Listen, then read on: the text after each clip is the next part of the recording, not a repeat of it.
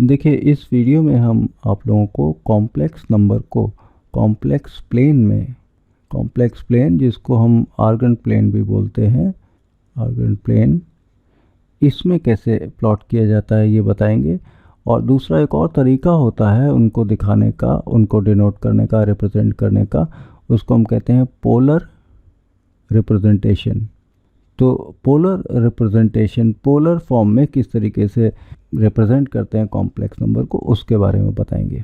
Suppose कोई भी complex number है जिसको हम z से डिनोट कर रहे हैं, हम मान लिया उसको लिख रहे हैं 1 + 2i। तो यहाँ तक हम लोग जानते हैं कि ये इसका क्या होता है, ये इसका रियल पार्ट होता है, रियल पार्ट, और ये वाला जो है इमेजिनरी पार्ट होता है, इमेजिनरी पार्ट। तो दो पार्ट होते हैं कॉम्प्लेक्स नंबर के, इनको हम ऑर्डर्ड पेयर या कोऑर्डिनेट के फॉर्म में किस तरीके से लिख सकते हैं, हम इसको इस तरीके से लिख सकते हैं 1, 2। तो इनको प्लॉट करना होगा तो हम दो लाइंस के अलोंग इनको प्लॉट करते हैं। रियल पार्ट को एक्स एक्सिस के अलोंग, ये एक्स एक्सिस, और एक लाइन इसके परपेंडिकुलर हम खींचते हैं, और ये हमारी वाई एक्सिस हुई। तो एक्स एक्सिस के अलोंग जो है रियल पार्ट को हम प्लॉट करते हैं, रिप्रेजेंट करते हैं, और वाई एक्सिस के अलोंग इमेजिनरी पार्ट को। ये ओरिजिन हो गया, इसके कोऑर्डिनेट हो गए 0, 0। तो देखिए 1 + 2i को प्लॉट करना है, यानी कि 1, 2 को प्लॉट करना है। तो यहाँ पे देखिए एक्स कोऑर्डिनेट हो गया 1, वाई कोऑर्डिनेट क्या हो गया इसका 2। तो एक्स एक्सिस पे ये 0 है, ये मान लिया 1 है। वाई एक्सिस पे 1 और 2, ये 1 हो गया, ये 2 हो गया। अब जो एक्स एक्सिस के अलोंग 1 यूनिट, वाई के अलोंग हम 2 यूनिट चलेंगे, तो ये पॉइंट आ गया, ये क्या हो गया 1, 2। या इसी पॉइंट को हम कह सकते हैं ये क्या है, कॉम्प्लेक्स नंबर है 1 + 2i।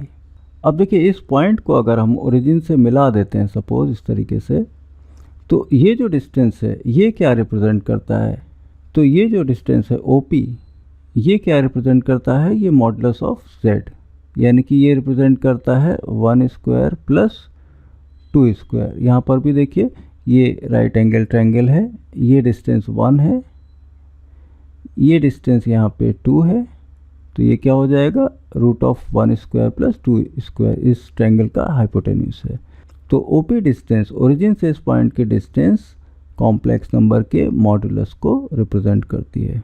अब देखिए सपोज दूसरा कॉम्प्लेक्स नंबर लेते हैं, दूसरा कॉम्प्लेक्स नंबर कौन सा लेते हैं, z कॉन्जुगेट ही ले लेते हैं। z कॉन्जुगेट क्या होगा, यहाँ पे क्या करना होगा, i की जगह हम किसी भी कॉम्प्लेक्स नंबर में -i रख दें तो कॉन्जुगेट आ जाता है। तो इसका कॉन्जुगेट क्या हो जाएगा 1 - 2i। इसका मतलब क्या हो गया, ये 1 + i × -2। तो इसको अगर हम प्लॉट करेंगे, इसको प्लॉट करेंगे हम कॉम्प्लेक्स प्लेन पे, ये कॉम्प्लेक्स प्लेन या आर्गन प्लेन कहलाता है। तो x कोऑर्डिनेट इसका 1 हो गया, y कोऑर्डिनेट क्या हो गया -2, यानी कि नेगेटिव y डायरेक्शन में ये -1 हो गया, ये -2 पॉइंट हो गया। तो अब देखिए 1, -2 क्या आएगा, ये वाला पॉइंट आएगा, ये P' है सपोज, ये क्या है z 1 - 2i, z कॉन्जुगेट है।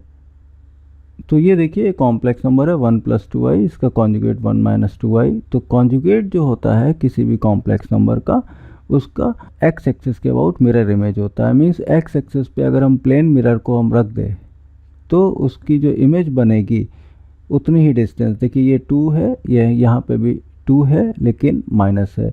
तो कॉम्प्लेक्स कॉन्जुगेट किसी भी कॉम्प्लेक्स नंबर का एक्स एक्सिस के अबाउट मिरर इमेज होता है। इसी तरीके से देखिए सपोज कोई कॉम्प्लेक्स नंबर है z1 -3 - 2i, तो इसके कोऑर्डिनेट क्या हो जाएंगे -3, -2। इसको कहाँ प्लॉट करेंगे, x डायरेक्शन में -3 means negative x direction 1, 2, 3 -3, y क्या है -2, यानी कि y डायरेक्शन में ये हो गया आपका 1 - 2, तो ये पॉइंट आ जाएगा। यहाँ पे भी इसको ओरिजिन से मिला देंगे तो ये डिस्टेंस जो है इस कॉम्प्लेक्स नंबर का मॉडुलस देगा। अब देखिए पोलर फॉर्म क्या होता है। पोलर फॉर्म में कैसे रिप्रेजेंट करते हैं, सपोज ये रियल एक्सिस है एक्स एक्सिस और ये जो है वाई एक्सिस है। हम जनरल कॉम्प्लेक्स नंबर ले रहे हैं z इक्वल्स एक्स प्लस आई वाई। सपोज x और y पॉजिटिव है तो यहाँ पर देखिए ये ओरिजिन हो गया, ये मान लिया कोई x, y ये कोऑर्डिनेट है, ये कॉम्प्लेक्स नंबर p है। अब इसको हम ओरिजिन से मिला दें, इसको हम ओरिजिन से मिला दें तो ये जो डिस्टेंस है क्या होता है, हमने अभी देखा, ये होता है modulus of z। Mod of z इसको हम r से भी रिप्रेजेंट करते हैं। तो ये एक पोलर फॉर्म का पार्ट है। मीन्स जैसे कि हम इस कॉम्प्लेक्स नंबर को यहाँ पे रिप्रेजेंट कर रहे हैं, किस तरीके से रिप्रेजेंट कर रहे हैं कि ओरिजिन से आप x डिस्टेंस x एक्सिस के अलॉन्ग जाएं, y डिस्टेंस y एक्सिस के अलॉन्ग जाएं तो आपको ये पॉइंट मिल जाएगा। यहाँ पे हम क्या करते हैं, पोलर फॉर्म में हम एंगल और डिस्टेंस से कॉम्प्लेक्स नंबर को रिप्रेजेंट करते हैं। तो ये एंगल हम बता रहे हैं, ये सपोज थीटा है।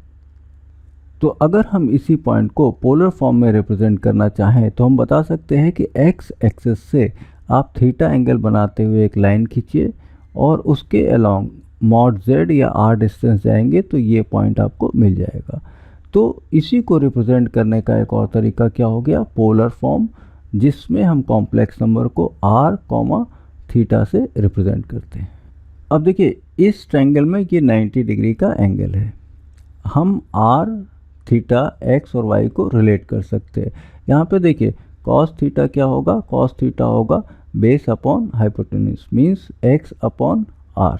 इसका मतलब क्या हुआ, x को हम क्या लिख सकते हैं, r cos थीटा। इसी तरीके से साइन थीटा क्या हो जाएगा, perpendicular upon hypotenuse y by r।